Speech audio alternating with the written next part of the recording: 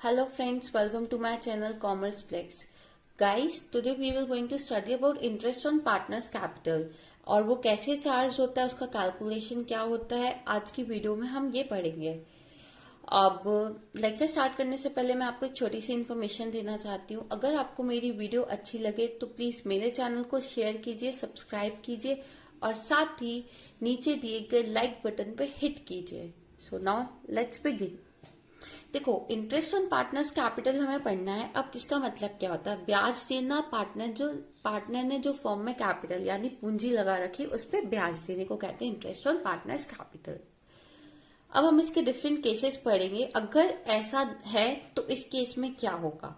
For example, starting with case 1, when the partnership agreement does not have a clause as to interest on capital। इसका क्या मतलब है कि जो हमारी पार्टनरशिप एग्रीमेंट है या डीड है, उसमें कोई भी क्लॉज मतलब उसमें कहीं पे भी नहीं लिखा गया है कि इंटरेस्ट ऑन कैपिटल पार्टनर्स को मिलना है या नहीं मिलना है, तो इस केस में हम इंटरेस्ट ऑन कैपिटल पार्टनर को अलाउ नहीं करेंगे। Now next is second case, when the partnership agreement provides for interest on capital but is silent as to the treatment of interest as a charge or appropriation। इसका क्या मतलब है कि जो हमारी डीड है, पार्टनरशिप डीड, वो हमें ये तो बोलती है कि इंटरेस्ट ऑन कैपिटल देना है, बट उसने ये नहीं बताया कि वो चार्ज है या अप्रोप्रिएशन है। इसका क्या मतलब है? चार्ज का मतलब होता है कि चाहे फर्म लॉस मेकिंग हो या प्रॉफिट मेकिंग है, उसे इंटरेस्ट ऑन कैपिटल देना ही देना है। बट अप्रोप्रिएशन का मतलब क्या होता है? यूज। अगर फर्म प्रॉफिट मेकिंग होती है तभी वो पार्टनर्स को इंटरेस्ट ऑन कैपिटल पे करती है। तो इस केस में क्या है? Interest of capital is allowed only if there is profit. अगर फर्म प्रॉफिट मेकिंग है तभी वो पार्टनर्स को इंटरेस्ट ऑन कैपिटल अलाउ करती है। अब इसके डिफरेंट केसेस हो सकते हैं फर्म के प्रॉफिट अर्न करने के।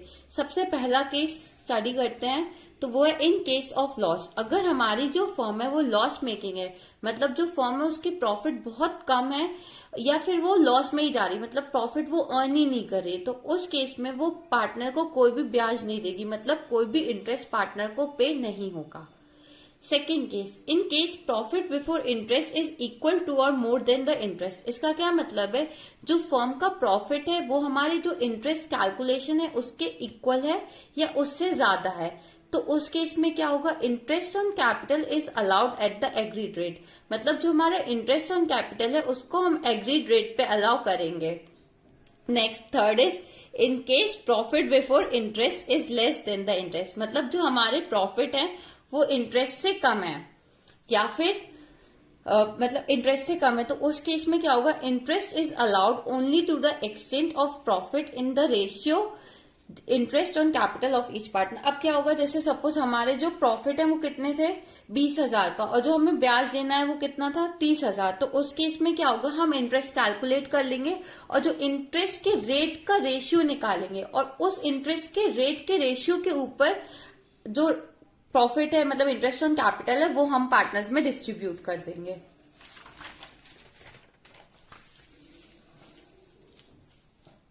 Third case, when the partnership agreements provides for interest on capital as charge, that is to be allowed whether there are profits or losses। जो हमारी पार्टनरशिप डीड है वो बोलती है कि ये चार्ज है। अगर ये चार्ज होता है तो इसका मतलब क्या होता है? अगर चाहे फर्म लॉस मेकिंग भी हो या प्रॉफिट मेकिंग हो, उसको दोनों ही केस में ब्याज देना है, मतलब इंटरेस्ट ऑन कैपिटल देना ही देना है। तो इसका क्या? Interest on capital is allowed whether there is profit and और लॉस। अगर सपोज फर्म के प्रॉफिट्स भी कम है और इंटरेस्ट हमारा रेट ज्यादा है और वो चार्ज है, तो जो हमारा जो इंटरेस्ट ऑन कैपिटल है वो ज्यादा ही देना है। चाहे फर्म 20,000, फॉर एग्जाम्पल अगर फर्म 20,000 रुपए उसका प्रॉफिट है, इंटरेस्ट उसे टोटल कितना देना है? 30,000। तो अगर फर्म का प्रॉफिट कम भी है और इंटरेस्ट ज्यादा है तो उसे ब्याज ज्यादा ही देना होगा, 30,000 ही देना होगा। ठीक है ना? इसकी क्या जनरल एंट्री होती है, इसका क्या अकाउंटिंग ट्रीटमेंट है, अब हम इसे देखते हैं। First is interest. क्या एंट्री होगी? Interest on capital account debit होगा टू पार्टनर्स करंट और कैपिटल अकाउंट। इसका क्या मतलब है? इंटरेस्ट ऑन कैपिटल क्या होगा? फर्म के लिए एक तरीके का खर्चा है, मतलब जो उसका प्रॉफिट है वो कैपिटल में डिस्ट्रीब्यूट हो रहा है, यूज है वो प्रॉफिट का, बट एक्सपेंस ही है टू पार्टनर्स करंट या कैपिटल अकाउंट। अब करंट अकाउंट कब आता है? जब भी हम एडजस्टमेंट करते हैं वो किस मेथड से करते हैं? फिक्स्ड मेथड से।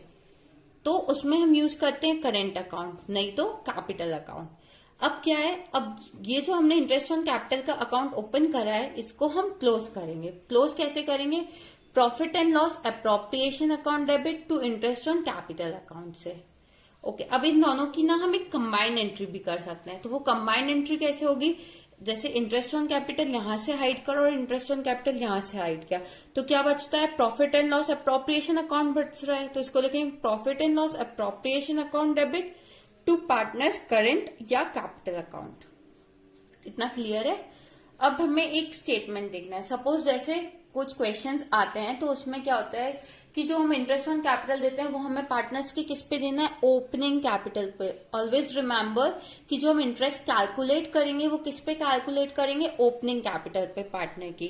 तो उसको कैपिटल को अगर सपोज क्वेश्चन में हमें क्लोजिंग कैपिटल दिया है तो उस केस में हमें एक स्टेटमेंट बनाना पड़ेगा, फिर हमें उस स्टेटमेंट से ओपनिंग कैपिटल निकालनी होगी और उस ओपनिंग कैपिटल पे हम इंटरेस्ट कैलकुलेट करेंगे। तो अब हम देखते हैं इसका स्टेटमेंट क्या है। सबसे पहले तो हम लिखेंगे कैपिटल एट द एंड, मतलब जो कैपिटल क्वेश्चन में हमें दी है at the end of the year 31 मार्च को, तो वो हम यहाँ लिखेंगे। फिर उसमें हम ऐड क्या करेंगे? Loss during the year. ठीक है, जो भी लॉस है वो ऐड करेंगे। क्यों? क्योंकि लॉसेस की वजह से हमारी कैपिटल कम हो गई है, अब हम उसे वापस लेके आना पड़ेगा ना ओपनिंग पे जाने के लिए, तो इसलिए हम लॉस को ऐड करेंगे।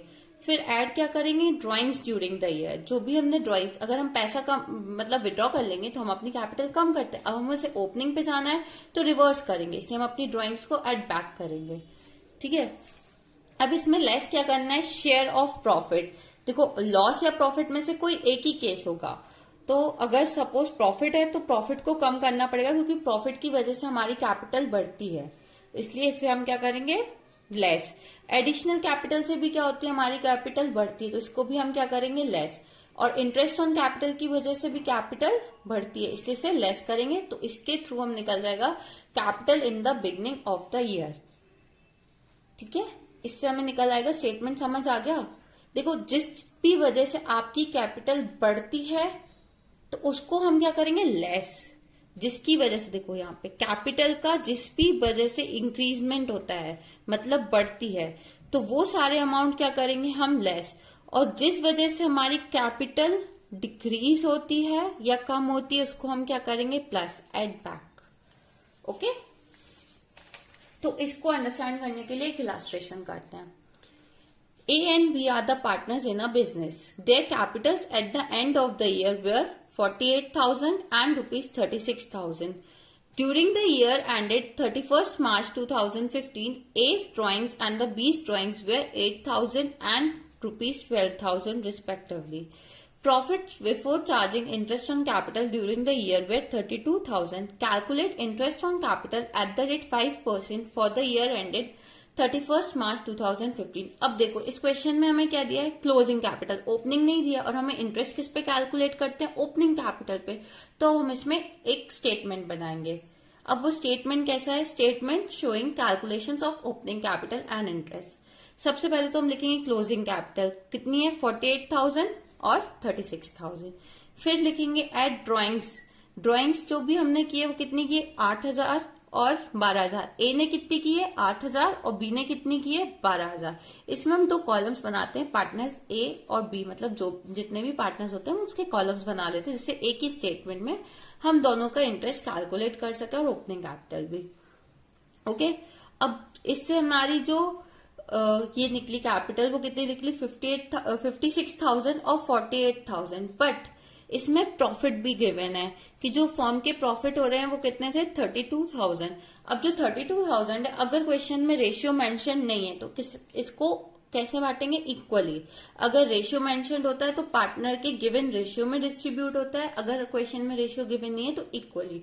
तो 32,000 को हमने 16,000 और 16,000 दोनों में डिस्ट्रीब्यूट किया और इस अमाउंट को लेस किया। क्यों लेस किया? क्योंकि प्रॉफिट्स की वजह से हमारी कैपिटल बढ़ रही है, और जिस भी वजह से हमारी कैपिटल में इंक्रीमेंट होता है या इंक्रीज होती है उस अमाउंट को हम लेस करते हैं। तो अमाउंट कितना आ जाएगा? 40,000 और 32,000। अब इस पे हम क्या कैलकुलेट करेंगे? Interest on capital eight the rate 5% per annum. ये कैसे कैलकुलेट होती है? जैसे कितना है? 40,000 हमारी ओपनिंग कैपिटल है, तो 40,000 पे इंटू 5/100 तो आ गया 2,000। 32,000 पे इंटू 5/100 तो कितना आ गया 1600. ओके, अब नेक्स्ट पढ़ते हैं हम सैलरी और कमीशन टू पार्टनर्स. अब इंटरेस्ट ऑन कैपिटल के बाद जो नेक्स्ट एडजस्टमेंट हम पढ़ेंगे वो है सैलरी और कमीशन टू अ पार्टनर. मतलब हम पार्टनर को सैलरी या कमीशन कब देंगे. फर्स्ट केस तो जब होगा जब पार्टनरशिप डीड में ये मेंशन होगा. अगर पार्टनरशिप डीड में ये मेंशन नहीं होगा तो हम पार्टनर्स को सैलरी और कमीशन नहीं पे करेंगे. अब देखते हैं इसकी एंट्री क्या होती है. जब भी अगर डीड में मेंशन है तो इसकी हम एंट्री क्या करेंगे. सबसे पहले तो पार्टनर सैलरी और commission account debit to partners current या capital account. Same current account किस में आता है, जब हमारी फिक्स्ड मेथड से होती है, और कैपिटल अकाउंट कब आता है, फ्लक्चुएटिंग मेथड से जब हम करते हैं एडजस्टमेंट, फ्लक्चुएटिंग मेथड से. ओके, तो पार्टनर सैलरी और कमीशन क्या है, खर्चा है, और खर्चा है पर इसको पार्टनर्स कैपिटल मतलब पार्टनर के अकाउंट में जाएगा, क्योंकि पार्टनर के लिए वो इनकम हो गई, तो इसलिए पार्टनर की कैपिटल तो बढ़ जाएगी ना इससे. तो ये पार्टनर कैपिटल अकाउंट इससे इंक्रीज होगा, तो इसलिए ये होगा क्रेडिट, क्योंकि जब भी कैपिटल बढ़ती है तो क्या होता है, क्रेडिट होता है, और जब एक्सपेंसेस बढ़ते हैं तो क्या होता है, डेबिट होता है. अब ये एंट्री थी, अब हमें इसे क्लोज करना है. इसे क्लोज करेंगे तो क्लोजिंग एंट्री क्या बन जाएगी, profit and loss appropriation account debit to partner salaries and commission account. क्योंकि हम ये सैलरी और कमीशन अकाउंट को बंद करते हैं कहाँ पे, बैलेंस ट्रांसफर करके profit and loss appropriation account में. अब हम इसकी कंबाइंड एंट्री भी कर सकते हैं. कंबाइंड एंट्री कैसे होगी, अगर हम ये profit and partners capital partner salaries और कमीशन अकाउंट को हाइड करें और यहां से भी हाइड करें, क्योंकि ये डेबिट क्रेडिट होके तो खत्म हो गया. अब क्या बचता है, profit and loss appropriation account होगा, तो profit and loss appropriation account debit, फिर ये दो अकाउंट बचे तो हो जाएगा टू पार्टनर्स करेंट अकाउंट या फिर पार्टनर्स कैपिटल अकाउंट. अगर फिक्स से कर रहे हैं तो क्या आता है, करेंट अकाउंट, फ्लक्चुएटिंग से करते हैं तो आता है कैपिटल अकाउंट. ठीक है, अब हम नेक्स्ट एडजस्टमेंट पढ़ते हैं. नेक्स्ट एडजस्टमेंट है कैलकुलेशन से कमीशन से रिलेटेड. सो कमीशन का हम कैलकुलेशन कैसे करते हैं अब देखते हैं. इसमें दो केस बनते हैं. पहला केस क्या होता है, percentage of net profit before charging commission. मतलब हमें परसेंटेज गिवन होता है नेट प्रॉफिट का, वो भी कब का, बिफोर चार्जिंग कमीशन. और नेक्स्ट केस जो होता है वो होता है आफ्टर चार्जिंग कमीशन. सॉरी, ये बिफोर चार्जिंग का, ये आफ्टर चार्जिंग. एक सेकेंड, ये हो गया केस आफ्टर चार्जिंग का. तो क्या फॉर्मूला होगा, जैसे हमें नेट प्रॉफिट गिवन रहेगा क्वेश्चन में, तो हम उसमें लिखेंगे नेट प्रॉफिट कौन सा वाला, before charging commission, into rate by 100 करेंगे तो जो अमाउंट आएगा वो किस में जाएगा, कमीशन अकाउंट में, वो पार्टनर्स को डिस्ट्रीब्यूट हो जाता है. मतलब पार्टनर जिस भी पार्टनर को कमीशन देनी है उसके अकाउंट में क्रेडिट हो जाएगा अमाउंट. पर जो नेक्स्ट केस है जैसे आफ्टर चार्जिंग वाला, तो उस केस में कैसे कैलकुलेट होता है, उसमें हम जो नेट प्रॉफिट कैलकुलेट करते हैं, मतलब गिवन रहेगा क्वेश्चन में, या कैलकुलेट कर लेंगे पीएनएल अप्रोप्रिएशन अकाउंट बना के, वो आगे की वीडियोस में बताएंगे. तो अभी तो ये देखो कि जो भी नेट प्रॉफिट हम कैलकुलेट करते हैं उस नेट प्रॉफिट पे इंटू करेंगे रेट प्लस 100, रेट अपॉन में क्या लेंगे 100 इंटू 100 प्लस रेट. सपोज हमारा जो नेट प्रॉफिट है वो कितना है 50,000.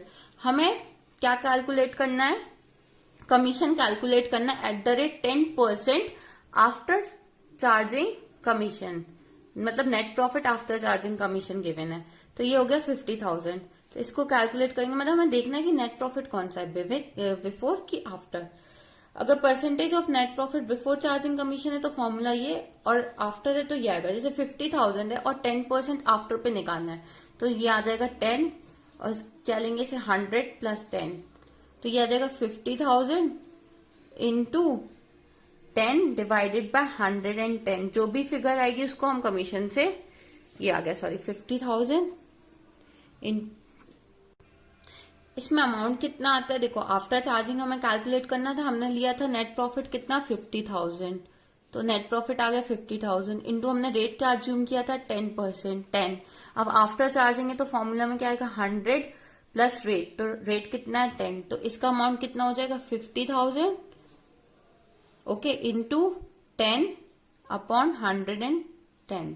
तो अमाउंट कितना आएगा जो हमें कमीशन में ले जाना होगा, वो आएगा 4545.45. तो इसको कन्वर्ट करेंगे तो आएगा 4545 4545. आई होप आपको वीडियो समझ आया हो, मतलब आपको ये समझ आया होगा कि इंटरेस्ट कैसे कैलकुलेट करते हैं और कमीशन कैसे कैलकुलेट करते हैं। और अगर आपको मेरी वीडियो अच्छी लगी है तो प्लीज कमेंट कीजिए, और साथ में आपको ये नोट्स हैं, आप डिस्क्रिप्शन बॉक्स में लिंक पे जाके क्लिक कर सकते हैं, वहां से आप ये नोट्स डाउनलोड भी कर सकते हैं। Thank you very much.